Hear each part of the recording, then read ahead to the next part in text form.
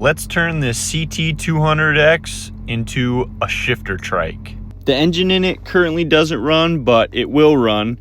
But I'm gonna be pulling it out anyways and swapping in my 4-speed 9 horsepower engine that I pulled out of my Honda Grom clone.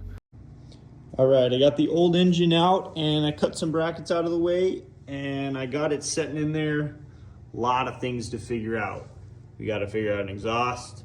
We got to figure out an intake because it won't go over the starter and it won't fit this way. So I might have to buy a spacer for the intake and then motor mounts also. So, all right, so this is where I'm at. I cut out the motor plate and I got the pegs off too because I'm gonna need to move them to be able to use the shifter. So I got these, I'm gonna be able to put them wherever I need to. And then I'm gonna use this motor plate as well. I made a little template that matches the holes on the bottom of the engine. So I'm gonna drill them into here and I've got a good idea of kind of where I'm gonna place it in there. So I'm gonna chuck this in the drill press. All right, I got the motor mounted. It's all kind of tacked together. I cut out in between the pegs and put this tube here across the back. Use the motor mount, tacked it here. And then I've got a piece of angle iron here running in the middle in between the mounting bolts. And it looks to be pretty straight in there. I'm liking how it's sitting.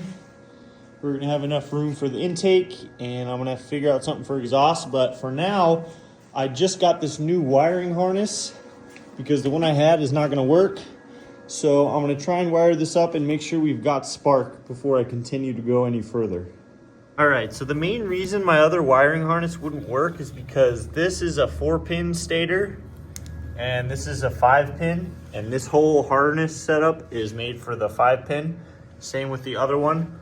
But this one comes with the stator and everything and all the plugs match. So this was worth it. It was only like 35 bucks.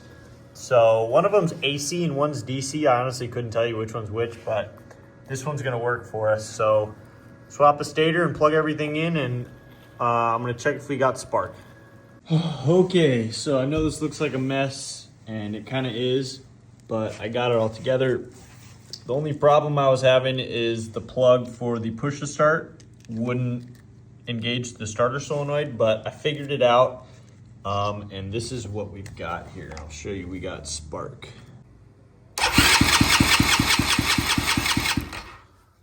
That's what we got so far. So we know our wiring harness is going to work. Now we're gonna start mocking up the rear axle.